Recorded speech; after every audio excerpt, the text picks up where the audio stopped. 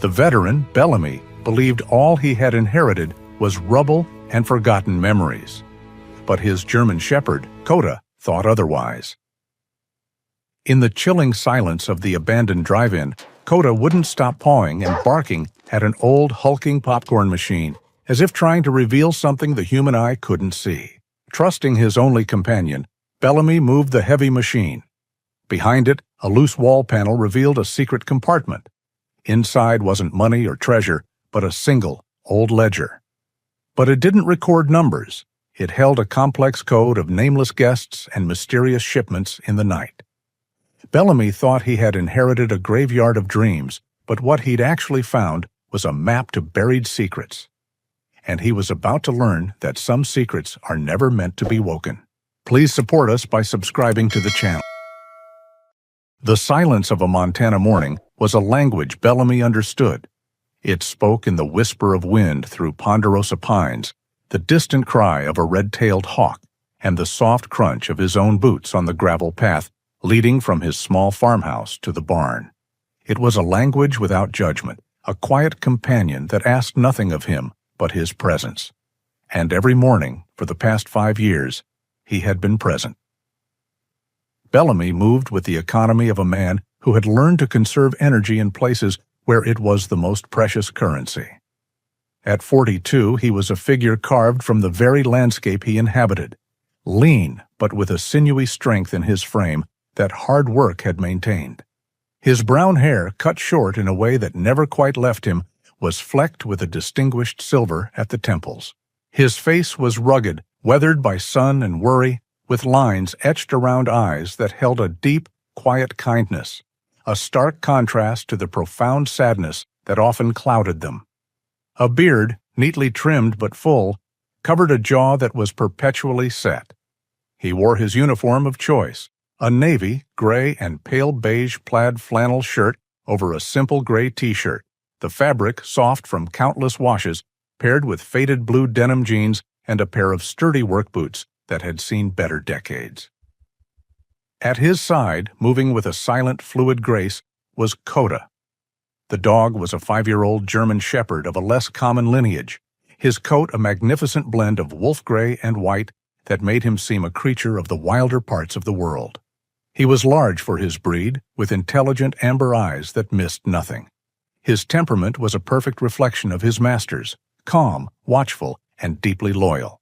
He was not a pet in the conventional sense. He was a partner, a shadow, the other half of a silent conversation that had been ongoing since Bellamy had found him as a pup at a local shelter, a fellow soul who seemed to understand the comfort of a shared solitude. Their routine was a metronome that kept the chaos of memory at bay.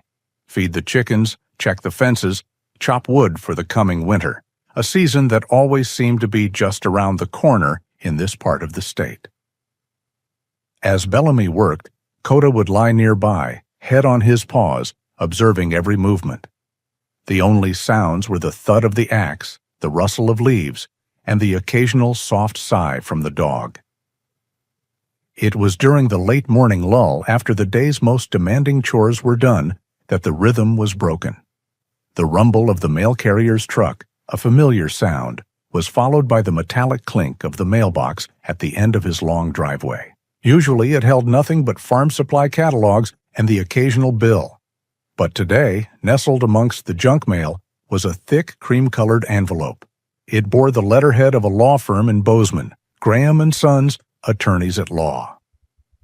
Back in the Spartan quiet of his kitchen, Bellamy slit the envelope open with a knife. Coda sat at his feet, sensing the subtle shift in his master's energy. The letter was dense with legal terminology, but the message was clear. His uncle, Richard Harmon, had passed away a month prior. Bellamy was named as the sole beneficiary of his remaining estate. Bellamy felt a dull ache in his chest. Uncle Richard, the quiet, gentle giant of a man who smelled of motor oil and pine needles, the only member of his family who had never asked him what happened over there, who had simply sat with him on the porch during Bellamy's first raw months back, sharing the silence as if it were a warm blanket. The estate, according to the letter from a Mr. Graham, consisted of a single property, a business formerly known as the Starlight Drive-In, located in the rural outskirts of Gallatin County, a drive-in theater. A relic from another time, likely worth less than the land it sat on, and even that was questionable. It was a complication, a loose thread in the tightly woven fabric of his isolated life. His first instinct was to call the lawyer, to refuse the inheritance, to sever the thread before it could unravel anything. He folded the letter, ready to put it aside, when a smaller, thinner envelope slipped out from between the pages. It was a simple, personal envelope with his name, Bellamy, written on the front in his uncle's familiar, strong cursive. His breath caught. He carefully opened it. The note inside was short, written on a single piece of lined paper. Bellamy, I know you've always been looking for a place to drop anchor. Don't let the stars at Starlight fade. That was all. No grand farewell, no lengthy explanation. Just a simple, quiet request that struck him with more force than a physical blow. A place to drop anchor. Richard had seen it. He had seen the way Bellamy was drifting, untethered from the world, and had offered him a port in the most unlikely of forms. He sank into a kitchen chair, the letter trembling slightly in his hand. The memories he worked so hard to keep submerged began to surface. The dust and heat of a foreign sun, the cacophony of a language he didn't understand, the sudden, terrible silence after an explosion. He saw the face of a small girl with wide, dark eyes, just before her mother had pulled her back into a crumbling doorway he had failed to secure. He had been a protector, a Marine. It was his one job. And he had failed. He had been adrift ever since. To sell the property, to let it be bulldozed for scrap, felt like failing again. It felt like a betrayal of the one man who had offered him safe harbor without asking for anything in return. Coda nudged his hand, a soft, wet nose against his knuckles, pulling him back to the present. Bellamy looked down into those steady, amber eyes. The drive took him 2 hours, pushing his old Ford deeper into the rolling hills and wide valleys of Montana. The farther he got from his farm, the more his own unease grew. He was leaving his sanctuary. When he finally turned onto the faded asphalt of Starlight Road, the feeling intensified. The road was cracked, with weeds pushing up through the fissures. And then he saw it. The entrance was marked by a rusted metal sign, its neon tubes long dead, the words Starlight Drive-In barely legible beneath layers of grime and peeling paint. He drove through the gate, which hung precariously on a single hinge, and the world seemed to fall away. The place was a graveyard of forgotten joy. A vast sloping field was populated by rows of speaker posts, their metal forms bent and rusted, standing like crooked tombstones in the tall, wind-swept grass. The concession stand, a low building with boarded-up windows, looked like a dilapidated mausoleum. And at the far end, dominating the landscape, was the screen. It stood like a colossal, blank monument, its white surface stained gray and brown by years of exposure to the unforgiving elements.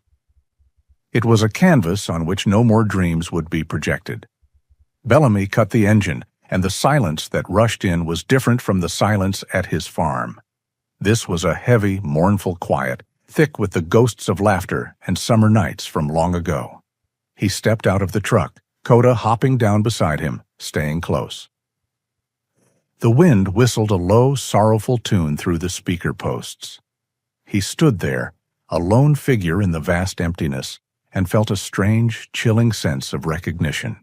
The crumbling infrastructure, the profound loneliness, the faded glory of a place that was built for happiness but now only held decay. It was a perfect reflection of the ruin he carried within his own soul. For a long time, Bellamy simply stood there, letting the profound emptiness of the place wash over him. The wind was a constant, mournful sigh, a sound that seemed to emanate from the very soul of the Starlight Drive-In. Coda remained pressed against his leg, a warm, solid presence in the face of the overwhelming desolation.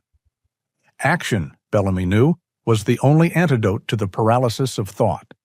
He gave Coda's head a firm pat, a silent signal of intent, and began walking toward the low, squat building that served as the concession stand and projection booth.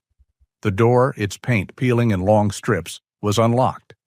With a push from his shoulder, it groaned open, revealing a world trapped in time.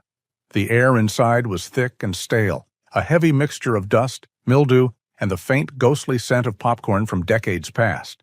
Faded posters for movies released in 1988 and 1989 clung to the walls, their vibrant colors muted to pastel shades by the relentless sun that had once streamed through the grimy windows.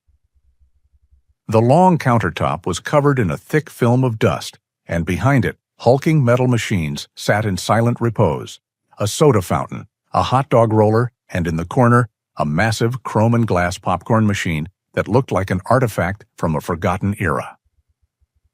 A narrow staircase at the back led up to the projectionist's room. The space was even more claustrophobic, dominated by two colossal projectors that stood like silent twin sentinels. Reels of film lay scattered on a workbench, their celluloid strips unspooling like dried snake skin. This room was the heart of the starlight, and like the rest of the body, it had long since stopped beating. Returning downstairs, Bellamy felt the weight of it all settle upon him again. It was too much. The decay, the neglect, the sheer scale of the abandonment. He needed to do something, anything, to feel a sense of control. He needed a mission. He found a stiff, bristled broom in a utility closet, and with it, he began his assault on the past. He worked methodically, sweeping years of accumulated dust and debris into piles. It was a familiar, grounding rhythm. Sweep, gather, dispose. Create order from chaos. Coda lay near the open doorway, watching the sunlight stream in, content that his master was engaged in a task. As Bellamy cleared a section of shelving behind the counter, his hand brushed against a small object, knocking it to the floor. He bent down to pick it up. It was a small carved wooden horse, no bigger than his palm. The wood was smooth and dark, worn down by the grip of a small hand. Its painted-on eyes were faded, but it had an undeniable charm, a simple, timeless quality. He turned it over in his hand, his thumb tracing the gentle curve of its back. And then the world fell away. The smell of dust and popcorn was replaced by the acrid scent of smoke and scorched earth. The quiet hum of the Montana wind became a ringing in his ears. He was back under a relentless foreign sun, his rifle heavy in his hands. He saw a crumbling stone doorway and a woman's terrified face. She was pulling a small child back into the shadows, a little girl with wide dark eyes that were fixed on him. In her hand, she clutched a small, crudely carved animal, almost identical to the one he now held. He had been ordered to clear the structure. He had hesitated for a fraction of a second too long. A fraction of a second was all it took. The memory of the explosion, the sudden silence that followed, and the sight of the little wooden toy lying alone in the rubble, slammed into him with the force of a physical blow. He squeezed his eyes shut, his breath catching in his throat. The broom slipped from his grasp and clattered to the floor. He leaned against the counter, the wooden horse clutched in his fist, his knuckles white. This was the reason for his silence, the source of his retreat. He was a man haunted not by what he had done, but by what he had failed to do. The weariness he felt was bone deep, a fatigue of the soul that no amount of sleep could ever cure. It was Coda who pulled him back. The German shepherd, sensing the sharp shift in Bellamy's demeanor, rose to his feet and let out a soft whine. He patted over and pushed his wet nose insistently into Bellamy's clenched fist, forcing his fingers to relax. Bellamy's eyes opened. He looked down at the dog, then at the toy. The past was still there, but the present was here, solid and real, looking up at him with unwavering loyalty. But Coda wasn't finished. He seemed to understand that the toy was the source of the pain. He let out a low, purposeful bark and trotted over to the corner to the hulking popcorn machine. He nudged the glass with his nose, then looked back at Bellamy, barking again, a clear, insistent command. "What is it, boy?" Bellamy's voice was hoarse. Coda barked again and pawed at the metal base of the machine. It was a strange, focused behavior. To humor him and to escape the pull of his own thoughts, Bellamy walked over. The machine was heavy, bolted to the floor, but years of decay had loosened its moorings. With a grunt of effort, he put his shoulder into it and shoved. The machine scraped across the floor, leaving a clean rectangle where it had once stood. And there, on the wood-paneled wall behind it, was something that did not belong. A single panel, its grain slightly different from the others, with a small, almost invisible seam around its edge. Coda began sniffing at the seam, his tail giving a single, decisive wag. Bellamy ran his fingers along the edge and found a small indentation. He pressed it. With a soft click, the panel popped open. Inside the dark, rectangular cavity was a single object, a thick, leather-bound ledger. It was cool to the touch, its cover unmarked. He pulled it out. It felt heavy, substantial. He carried it over to the front counter, into the daylight, and sat down on a dusty stool. Coda lay at his feet, resting his head on his paws as if his work was done.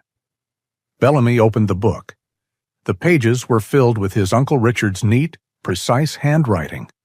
The first several pages looked like a standard inventory ledger, columns for dates, items, and quantities. But as he turned the pages, a sense of deep strangeness began to creep over him. An entry dated December 15th, 1995, read, Item, popcorn, quantity 200 boxes. Item, large sodas, quantity 300 units. Bellamy knew for a fact that the Starlight hadn't been operational after the summer of 1990. And even if it had been, no drive-in in Montana would be open in the dead of winter. The numbers were absurd. He flipped further. June 2nd, 1998. Item, candy apples, quantity 50. He remembered his uncle complaining that the candy apple machine had broken in the 1980s and he'd never bothered to fix it. The entries continued like this, page after page of illogical, impossible inventory lists. It was a code. There was no other explanation. He couldn't begin to guess what it meant. Who were these deliveries for? What did popcorn and sodas really represent? He couldn't decipher it, not yet. But as he sat there, the light outside beginning to fade, he felt a profound shift inside him. The haunting memory, while still present, had receded to the background. His mind, trained for strategy and pattern recognition, had been given a new problem to solve. The weariness was still there, but now it was joined by a flicker of something else, something he hadn't felt in years, a sharp, intense curiosity. The days that followed fell into a new, unexpected rhythm. Bellamy found himself spending more time at the Starlight than at his own farm.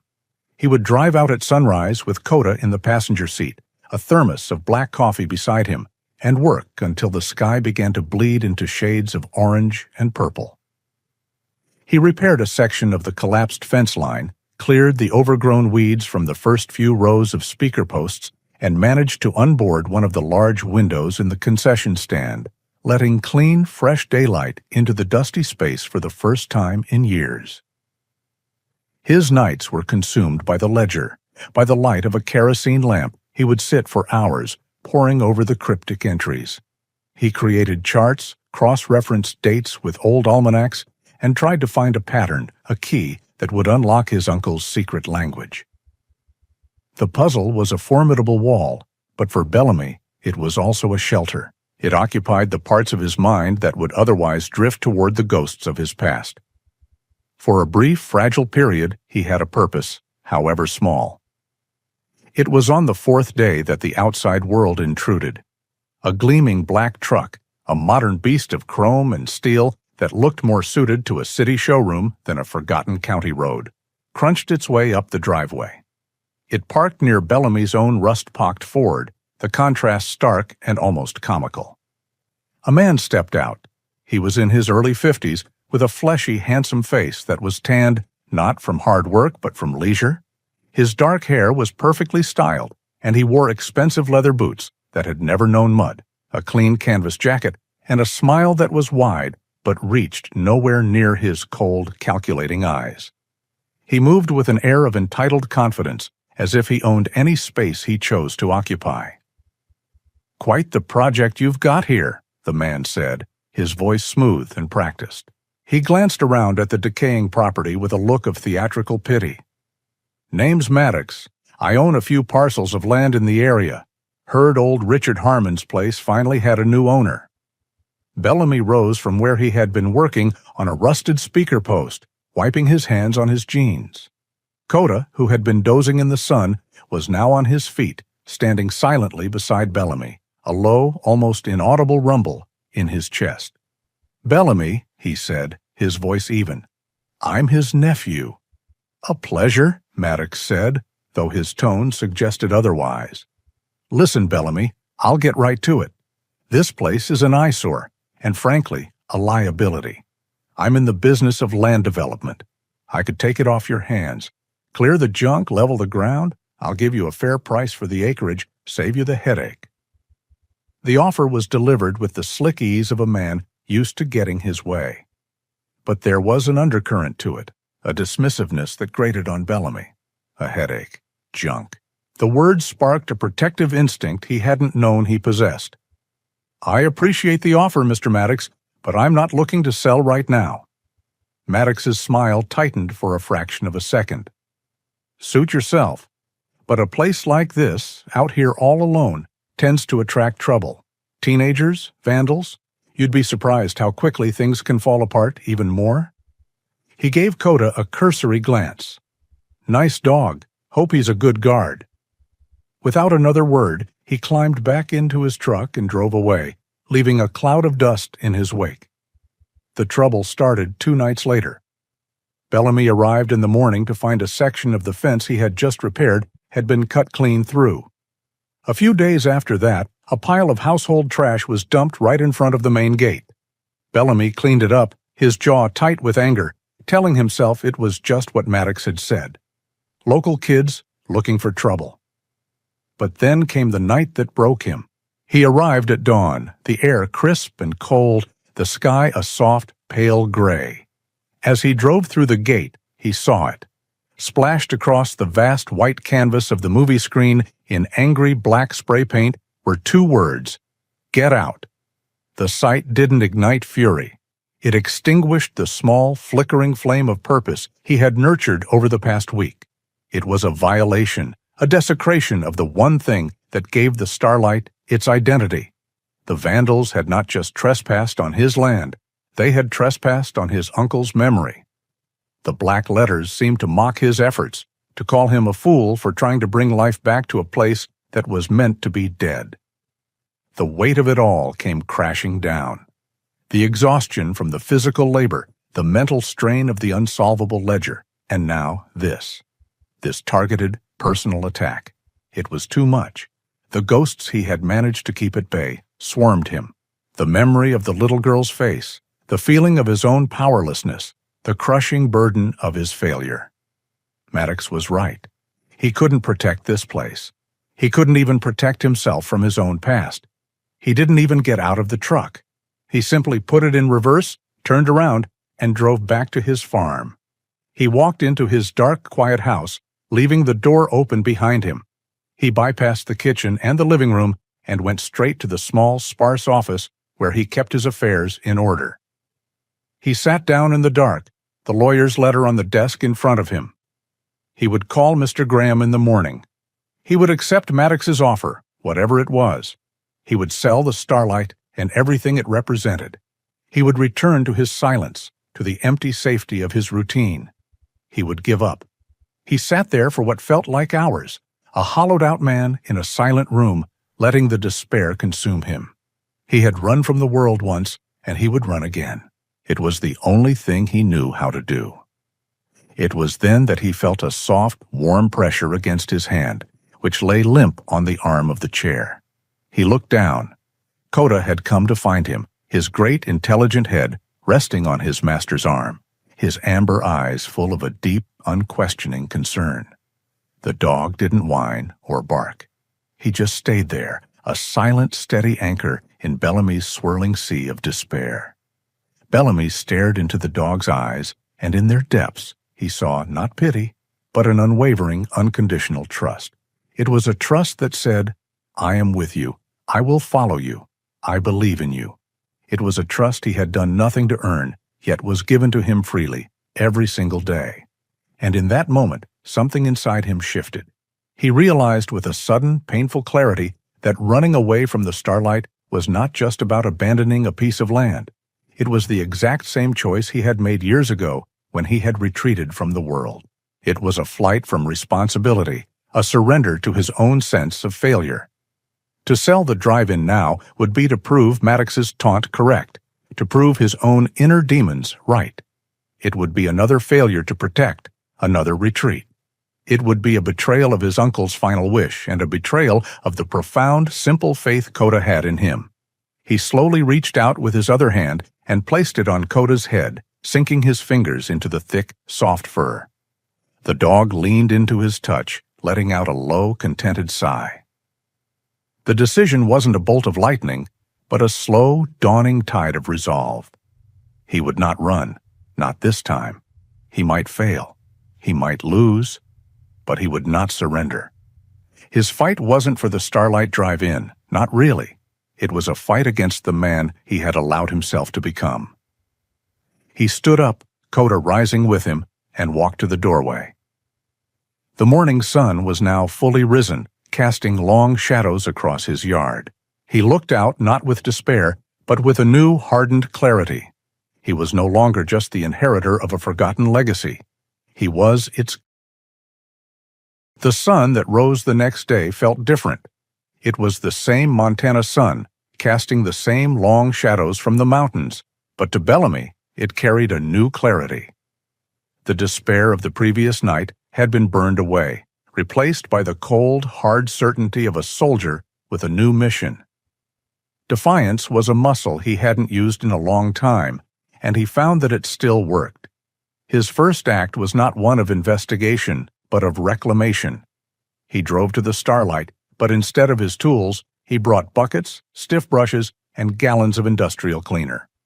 For hours he worked at the base of the colossal screen, scrubbing at the ugly black letters that had been a declaration of war.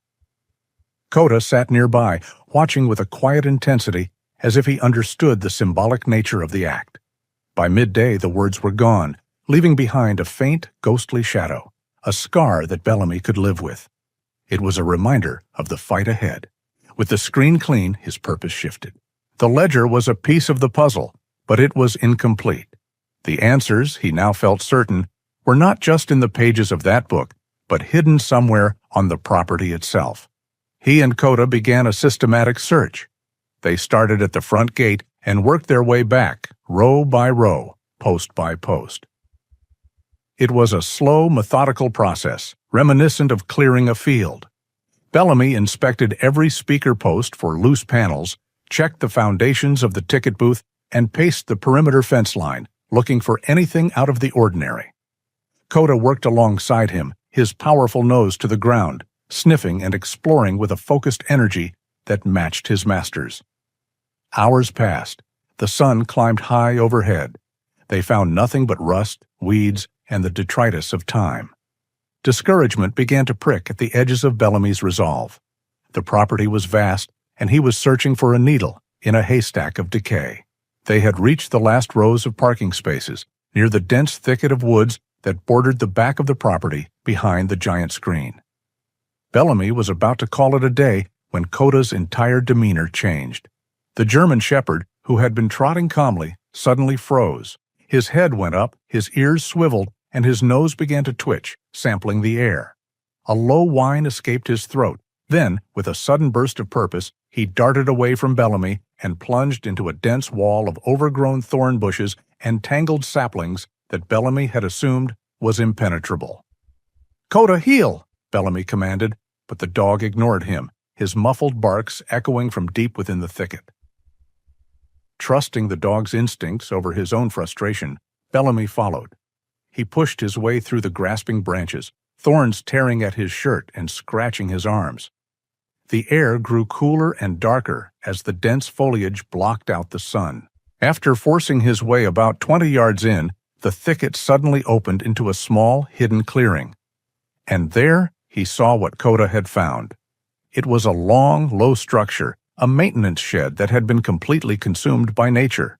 Its roof had partially collapsed decades ago, and a massive cottonwood tree, toppled in some long-forgotten storm, lay across it. The walls were so covered in thick ivy and climbing vines that it looked less like a building and more like a natural feature of the landscape. It was perfectly hidden, invisible from the open field of the drive-in. Coda was at the shed's main door, pawing at the rotting wood and barking excitedly. The door was stuck fast, but the wood was soft with age. Using his shoulder, Bellamy put his weight into it. With a groan of protest and the screech of rusted hinges, the door gave way, opening into a dark, musty interior. Inside, sitting in the gloom like a slumbering beast, was an old sky-blue maintenance truck from the early 1970s. It was covered in a shroud of dust and cobwebs, its tires flat, its paint faded. Bellamy ran his hand along its hood, leaving a clean streak in the grime. His uncle had kept this place, this truck, a complete secret. He moved to the driver's side door and pulled it open. The smell of old vinyl and damp earth filled the small space. Coda jumped into the passenger seat, sniffing eagerly. Bellamy's gaze swept the interior, looking for anything. His eyes settled on the glove compartment. With a trembling hand, he reached over and pulled the latch. The small door swung down. Inside was a heavy-duty waterproof bag. It was sealed tight. He lifted it out. It was heavier than it should be. He carried it out of the shed and back into the sunlit clearing. He sat on the ground, Coda watching him intently, and unsealed the bag. Within it lay a round metal film canister, the kind used for transporting reels of 35mm film. It was cold and solid in his hands. He took it back to the concession stand, his base of operations. He placed the canister on the clean counter, the same counter where he had pored over the coated ledger. With a metal tool, he pried the lid open. It was not a roll of film. The canister was packed full. On top was a thick, leather-bound journal, much larger than the ledger. Beneath it were neat bundles of letters, tied with twine, and several stacks of black and white photographs. Tucked inside the cover of the journal was a small, thin notebook. He opened the small notebook first. The pages were filled with his uncle's same neat script. On the first page was a simple list. Popcorn box, Sharantar family, shelter needed. Large soda, Sharantar transportation. Urgent. Candy apple, Sharantar medical supplies. It was the key. The Rosetta Stone to his uncle's secret world. He grabbed the ledger and looked at the entry for December 15, 1995. 200 boxes of popcorn, 300 large sodas. It wasn't an inventory, it was a record. On that day, his uncle had sheltered 200 families and arranged for 300 urgent transports. The sheer scale of it stole his breath. Then he opened the main journal. His uncle's entries were brief, humble, and factual. January 1996. Young woman and 2 small children from Billings. Car broke down, husband had broken her arm, gave them the old camper behind the screen for a week, repaired her car, gave her cash for gas. She is heading west to her sister's. She will be safe. He picked up a stack of photographs. They showed smiling, relieved people standing beside their cars, often with a dog or cat in their arms. The backgrounds were all different parts of the Starlight. These were not customers. These were survivors. He read one of the letters, its paper fragile with age. A woman's elegant handwriting filled the page. Dear Richard, we made it to Oregon. The children are enrolled in school. For the first time in years, we can breathe. You didn't just give us a place to hide for a few nights. You gave us back our lives. We will never forget the kindness of the man at the Starlight. Bellamy leaned back, the letter resting on his chest. The image of the little girl with the wooden horse flashed in his mind, the familiar sting of his failure rising with it. But this time, something was different. The shame was still there, but it was now joined by a feeling of profound, overwhelming awe. His uncle, the quiet mechanic, the man who ran a forgotten drive-in, had been a guardian. He had been a protector in the truest sense of the word, succeeding in the quiet darkness of rural Montana at the very thing Bellamy, the trained Marine, felt he had failed at so spectacularly in the harsh light of war. He was not just protecting a piece of land from a greedy developer. He was standing watch over a sanctuary, a testament to the fact that one good man could hold back the darkness. The weight of this legacy, the sheer, breathtaking scope of his uncle's quiet heroism, settled over him. It was not a burden, it was a standard, and for the first time he felt strong enough to try and meet. The air in the concession stand was thick with the scent of old paper and dust, but to Bellamy it felt charged with a new electric energy. The story of the Starlight was no longer a silent mystery held within the pages of a book. It was a living, breathing entity. He sat for hours, cross-referencing the ledger with his uncle's journal, the small notebook serving as his guide. The coded entries transformed into a tapestry of quiet heroism. 200 boxes of popcorn and 300 large sodas became 200 families sheltered and 300 urgent journeys to safety. It was staggering. Buried deep within the journal's final pages, he found what he was looking for, a section titled Protocol. His uncle had outlined a clear, careful procedure for making contact with the network. There was a single phone number accompanied by a stark warning. Trust is the only currency we have. Do not spend it foolishly. Below that was the authentication phrase, split into a challenge and a response. Bellamy's hand was unsteady as he pulled out his cell phone. The reception was weak, but he found one bar of service by standing near the open doorway. Coda sat at his feet, sensing the gravity of the moment. He dialed the number. It rang 3 times, each ring echoing in the silent room, before a man answered. The voice on the other end was low and gravelly, laced with a lifetime of caution. Yes? Bellamy took a breath. This was it. The final screening is over, he said, his voice steady, the words feeling strange and momentous on his tongue. There was a long, heavy silence on the other end of the line.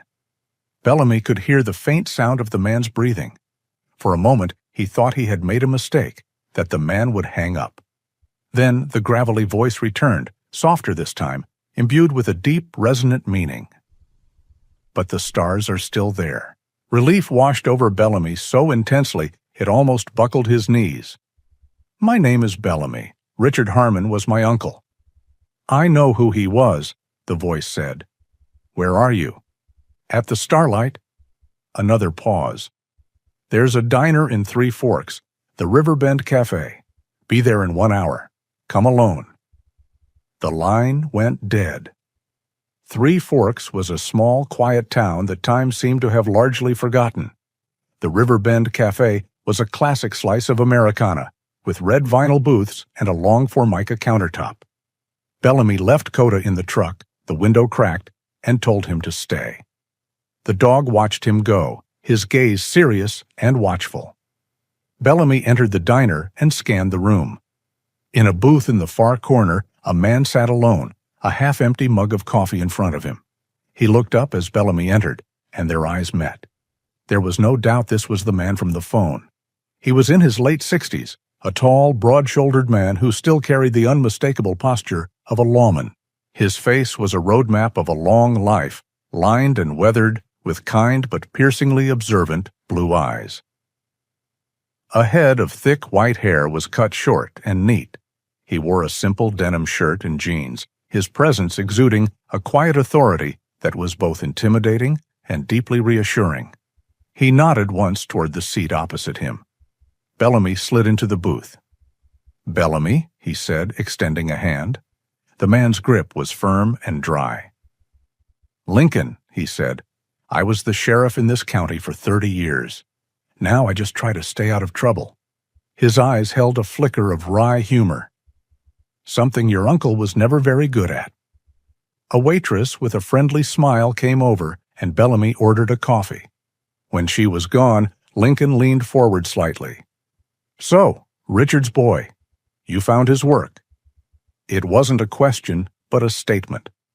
I found a journal and letters, a lot of them, Bellamy said. I'm still trying to understand the scale of it. Lincoln took a slow sip of his coffee. You'll never understand the scale of it. Nobody will. Richard wasn't one for keeping score. He just did what needed to be done. He studied Bellamy's face for a long moment, his gaze seeming to penetrate right through the walls Bellamy had built around himself. "He talked about you, said you were a good man who had seen too much, said you just needed a quiet harbor." The words, so close to his uncle's own, struck a chord deep within Bellamy. He felt his defenses begin to lower. "What I don't understand," Bellamy said, his voice low, "is why? Why the starlight? Why him?" Lincoln leaned back, a nostalgic, faraway look in his eyes. "Let me tell you a story. Back in the winter of 1997, we had the worst blizzard this state had seen in 50 years. Roads closed, power lines down, the whole works. My daughter, Sarah, and her boy, my grandson, were driving back from her sister's. Their car went off the road about 20 miles from here. No cell service back then, of course. Just snow and wind and a broken-down car." Lincoln paused, his throat tightening at the memory. But it wasn't just the cold. Her ex-husband, a man with a bad temper and a worse drinking problem, had just gotten out of jail. He'd been threatening her. We had reason to believe he was looking for her. I was the sheriff, and I was snowed in, helpless. My own deputies couldn't get through. He looked directly at Bellamy, his blue eyes locking onto his. "I got a call on a crackly radio line from one of your uncle's contacts. An hour later, Richard was firing up his old tow truck. No one else would go out in that storm. They said it was suicide, but Richard went. He drove 20 miles through a whiteout, found my daughter's car half buried in a snowdrift, and brought her and my grandson back to the starlight." Tears welled in the old sheriff's eyes. He didn't bring them to his house. He knew her ex might look for them there.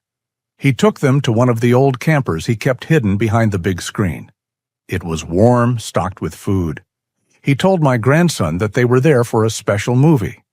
When the boy asked what was playing, your uncle just smiled and said, "Tonight's feature is a little something called hope." Bellamy sat in stunned silence, the simple power of the story washing over him. He could picture it perfectly, his quiet, unassuming uncle, a solitary figure of immense strength, moving through a storm to bring people to safety. "He saved their lives, Bellamy," Lincoln said, his voice thick with emotion.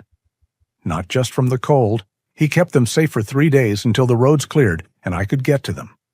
He never asked for a thing. When I tried to pay him, he just shook his head and said the popcorn was on the house." Lincoln finally looked away, composing himself. "So to answer your question, why him? Because he was the kind of man who would drive into a blizzard for a stranger. And why the starlight? Because nobody ever looks for hope in a place that's been forgotten." The waitress returned and refilled their mugs. The casual, everyday act was a strange contrast to the profound weight of the conversation. For Bellamy, the journal entries and photographs suddenly coalesced into a living, breathing truth. This wasn't a history project, it was a legacy. The starlight wasn't just a collection of decaying buildings. It was a sanctuary, a sacred ground consecrated by his uncle's quiet, unwavering compassion. "Maddox wants the land," Bellamy said, his voice now imbued with a new strength. Lincoln's expression hardened. "I know. He's been sniffing around for a while. He's not just a developer, Bellamy. He's into some bad business, animal trafficking, among other things. He needs a large, private, out-of-the-way place to serve as a hub. The starlight is perfect." He leaned forward again. "Your uncle was a thorn in his side for years, disrupting his operations, helping people and animals he considered his property.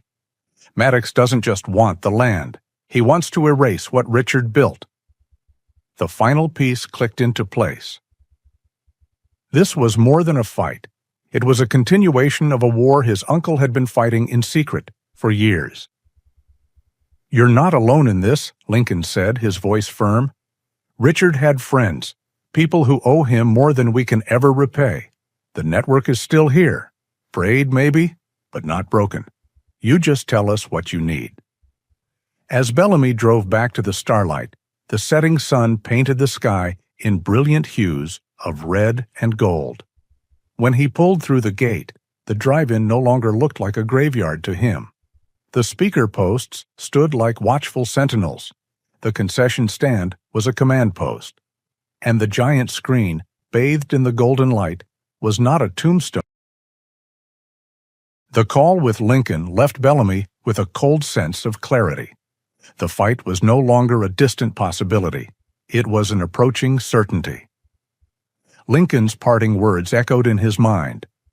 "He's a cornered animal, Bellamy, and cornered animals are predictable. He'll come at you hard and fast. Be ready." Readiness was a state Bellamy understood. For the rest of the day, he moved with the focused, deliberate energy of a soldier preparing a defensive position. His battlefield was the Starlight Drive-In, and its forgotten relics would be his arsenal. He hauled the portable generator from his truck and positioned it inside the projection booth, running a heavy-duty extension cord to the main lamp housing of the larger of the two ancient projectors. He didn't know if the carbon arc lamp would even fire, but if it did, it would be a formidable weapon of light. Next, he turned his attention to the speaker posts. Most were dead, their wires corroded and broken. But after hours of methodical work, he managed to find 3 in a strategic triangular formation in the middle of the field that still had intact connections. He spliced their wires together and ran them to a small but powerful portable amplifier he had in his truck, which he then connected to his phone. He had created a crude, unpredictable sound system. All day, Coda shadowed him, a silent, attentive partner. The dog could sense the shift in the air, the tension coiling in his master's muscles. He did not play or wander off, but stayed close, his gaze constantly scanning the perimeter, a guardian already on duty. As dusk settled, casting the drive-in in long, dramatic shadows, Bellamy's preparations were complete. He and Coda took up a position in the dark, second-floor projection booth, a perfect vantage point overlooking the entire field. Then they waited. The night was moonless, the only light coming from a blanket of distant, indifferent stars. It was just after 11 when 2 pinpricks of light appeared at the end of Starlight Road. Headlights. They grew steadily brighter, cutting a sharp path through the darkness. It was Maddox's truck. It pulled to a stop just outside the main gate, its engine a low, menacing growl. 2 figures emerged from the passenger side. One was a large, broad man, a mountain of muscle stuffed into a tight jacket. The other was wiry and moved with a nervous, twitchy energy.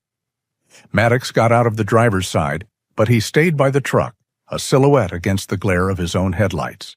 He gestured for his men to go in. They were not here to talk. The 2 henchmen moved through the gate, their boots crunching on the gravel. They fanned out, their shapes barely visible in the gloom as they advanced into the field of speaker posts. Bellamy's heart beat a steady, controlled rhythm against his ribs. He waited, letting them move deeper into his trap. When they reached the center of the field, he acted.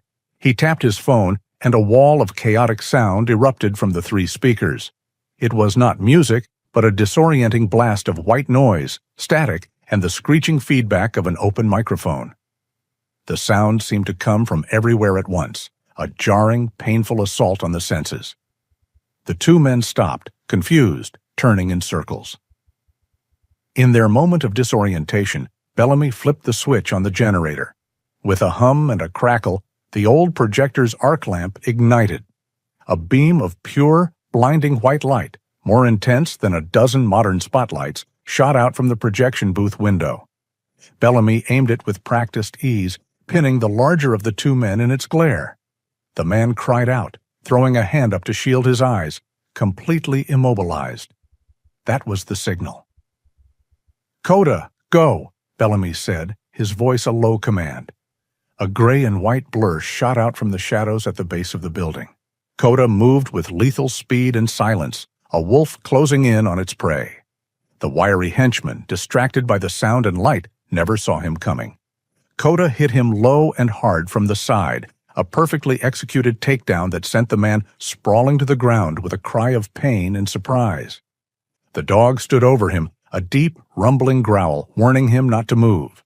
Seeing his men neutralized so quickly, Maddox let out a roar of frustration and charged forward himself, his polished boots slipping on the uneven ground. He was heading straight for the concession stand. Bellamy met him at the bottom of the stairs. The final confrontation took place in the open space beneath the looming shadow of the giant screen. Maddox was bigger than Bellamy, fueled by pure rage, but Bellamy was faster, his movements precise and economical. They circled each other, two combatants in a forgotten arena. "You just couldn't let it go, could you, soldier boy?" Maddox spat, his voice laced with venom.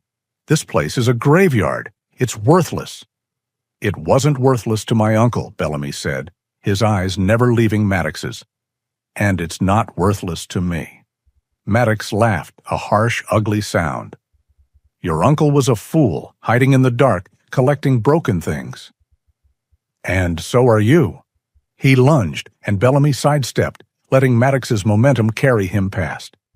As Maddox turned, his face was contorted in a sneer of pure contempt. "I know your type," he hissed. "You run away from the real world, hide out in the middle of nowhere with your dog and your ghosts. You think you're a hero, protecting this pile of junk? You're just a coward hiding from the things you've done. You're nothing but a scavenger, picking up broken things because you're too broken to fix yourself." The words struck Bellamy with the force of a physical blow. A coward hiding, collecting broken things. The taunt was a perfectly aimed arrow, piercing through his armor and striking the raw, festering wound of his deepest insecurity. For a critical second, he faltered. The memories flooded back, the smoke, the shouting, the little girl's face. Maddox was right. He had run, he had hidden, he was broken. His focus wavered, his stance loosened. Maddox saw his advantage and charged again. But in that split second of vulnerability, as the past threatened to consume him, something broke through. He saw Coda, a steadfast guardian standing over a fallen foe. He saw the giant movie screen behind Maddox, no longer a symbol of decay, but a shield that had protected the innocent. And he finally understood. His uncle had not been hiding. He had been shielding. He had not been collecting broken things. He had been mending them. And Bellamy himself, in his quiet solitude, had not been running away.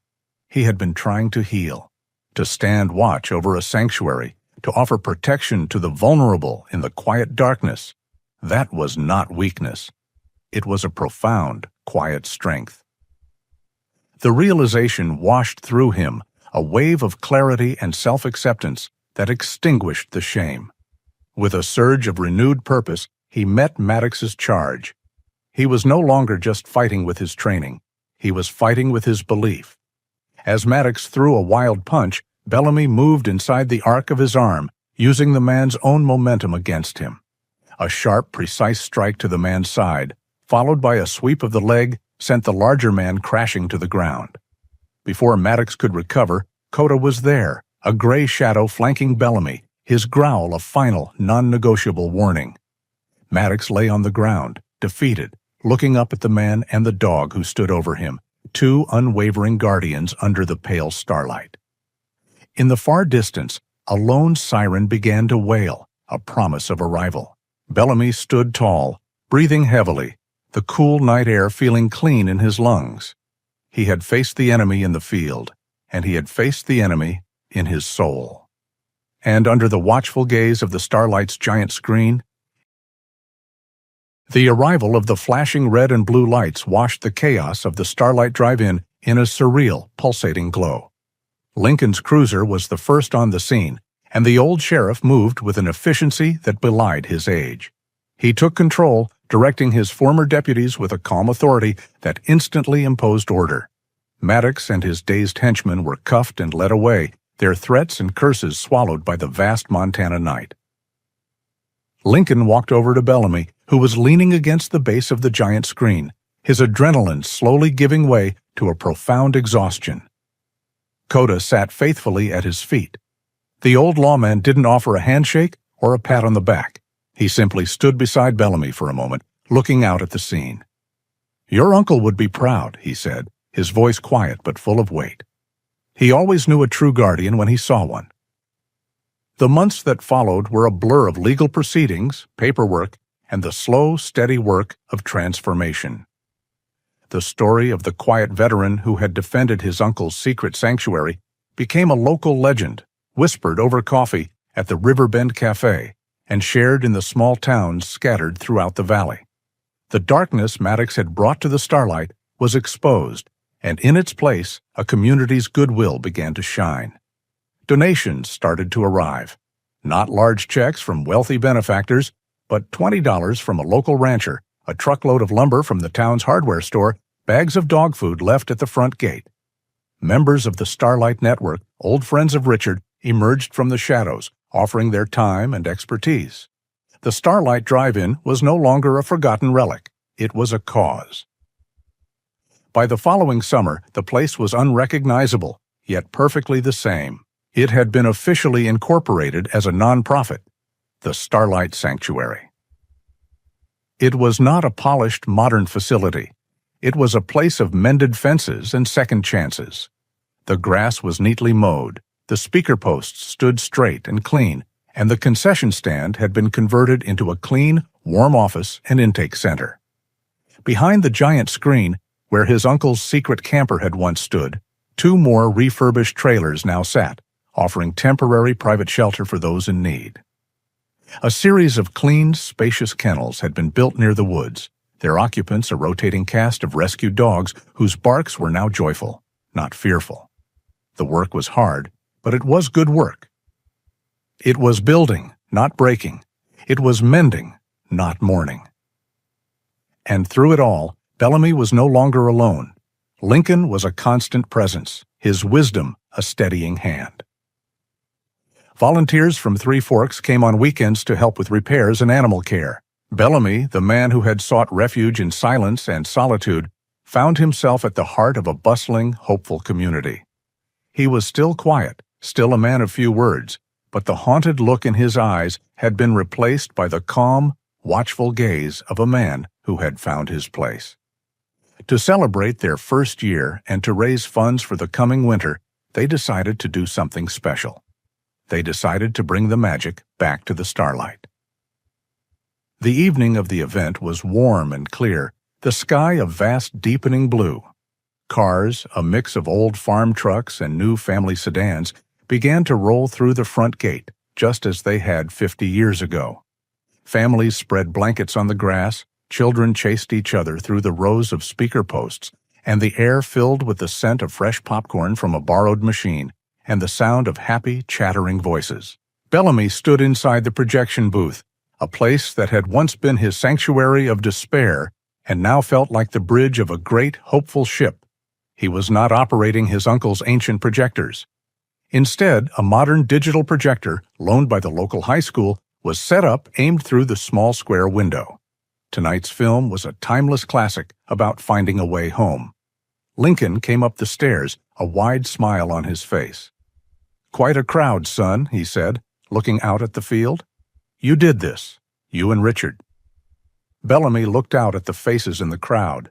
He saw the local veterinarian who volunteered her time, the retired carpenter who had helped him build the kennels, and sitting on a blanket near the front was Carrie, a young woman who had arrived at the sanctuary 2 months ago with her 6-year-old son, Finn, and their timid beagle, escaping a situation much like the one Lincoln's daughter had faced all those years ago. Tonight she was laughing, and Finn was chasing a firefly, his face alight with pure, untroubled joy. As the last light of the sun vanished behind the mountains, Bellamy started the projector. A bright, clear image flickered to life on the giant patched-up screen. A collective cheer went up from the crowd. The movie's score began to drift through the air, broadcast over a low-power FM transmitter to the radios in the cars and on the blankets. The magic was real. While the crowd was captivated by the film, Bellamy slipped quietly out of the booth. He needed a moment. Coda, ever his shadow, fell into step beside him. They walked away from the lights and the sounds toward the back of the field, near the edge of the woods. From there, he could see it all. The glowing screen, a beacon of shared story. The dark silhouettes of families and friends huddled together in the soft summer night. The gentle murmur of the film, a soundtrack to this new chapter. He looked up at the sky, a breathtaking canopy of stars, more brilliant than he had ever seen them. The Starlight was no longer just a name. It was a truth. He thought of his uncle, and the ache in his chest was not one of grief, but of a deep, profound gratitude. He thought of the man who had arrived here, a ghost haunted by his own failures. He had come looking for a place to drop anchor, a place to hide. He had been so wrong. The peace he had craved wasn't found in the absence of people, but in the quiet purpose of protecting them. The silence he needed wasn't solitude. It was the peaceful quiet of a guardian on watch. He looked down at Coda, who sat beside him, looking out at the same scene. The dog had been with him through it all, the silent despair, the terrifying uncertainty. And now, this beautiful, fragile, perfect peace.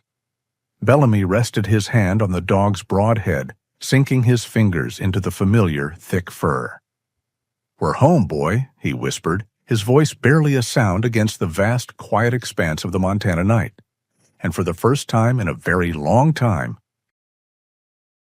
the story of the starlight reminds us that our deepest purpose is often found in the most forgotten places.